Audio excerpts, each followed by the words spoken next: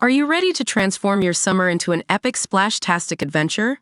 Say goodbye to wasteful, single-use water balloons and hello to the ultimate in reusable, eco-friendly fun with reusable water balloons.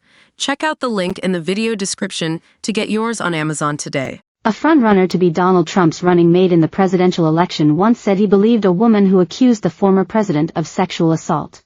Senator JD Vance, ROH, now a leading candidate for Trump's VP, seemingly issued his support for Trump accuser Jessica Leeds while the presumptive GOP nominee was campaigning ahead of the 2016 election. Leeds, a former stockbroker who testified in E. Jean Carroll's sexual assault lawsuit against Trump, alleged the ex-president abruptly groped her on a plane in the 1970s. During an October 2016 appearance on MSNBC's Hardball with Chris Matthews, Vance was probed about the allegations and suggested that Trump often lies and he was inclined to believe that woman on the tape. The interview, along with other negative remarks by Vance including when he branded Trump an idiot and compared him to Adolf Hitler, resurfaced as Trump is expected to make his VP selection in the coming days. Vance, during the 2016 interview, was shown footage of Leeds describing the alleged assault, Mediaite reported. "These are not memories that you want to go over," she said, adding that it was unnerving to be rehashing the incident. "You suppress it. It's not part of your active thinking every day. But you don't forget." Leeds alleged that Trump groped her and tried to kiss her as they sat side by side in first class on a New York City-bound jet in 1979. Somehow or other, the armrest in the seat disappeared. "And it was a real shock when, all of a sudden, his hands were all over me.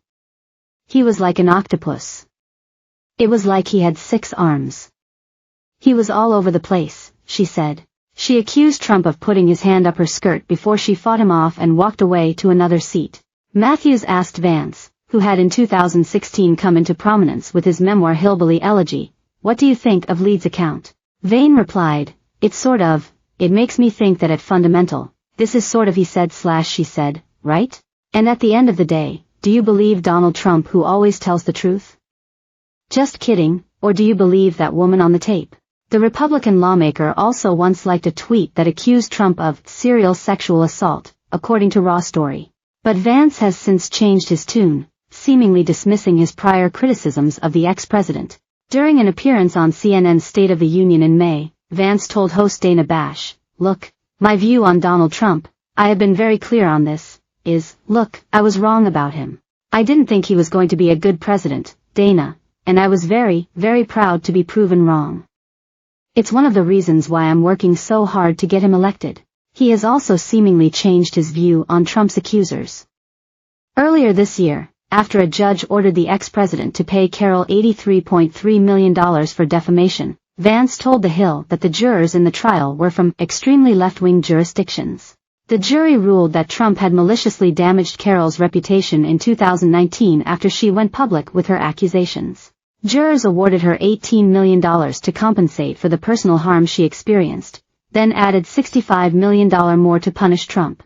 The sum was in addition to the $5 million in damages Trump was ordered to pay Carroll in May 2023 following a civil trial, which Leeds testified in.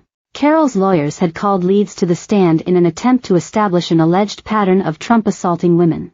Jurors in the civil case rejected Carroll's claims that she was raped, but found Trump liable for sexual abuse and for defaming her after she made her allegations public. Meanwhile, Trump appeared to tease at a rally in Miami on Tuesday night that he could pick Florida Senator Marco Rubio, who has seemingly found himself in the final shortlist. The presumptive GOP nominee repeatedly name-dropped Rubio during his rally, as he said there has been a lot of press around the former presidential candidate's prospects. "They'll probably be thinking that I'll be announcing Rubio as my vice president," Trump even admitted at one stage. He also prodded Rubio over his policy proposal to remove taxes from tips if he regains the White House, and told him that, "You may or may not be there to vote for it, but you'll be involved." Trump's running mate roster is also believed to include Vance and North Dakota Governor Doug B.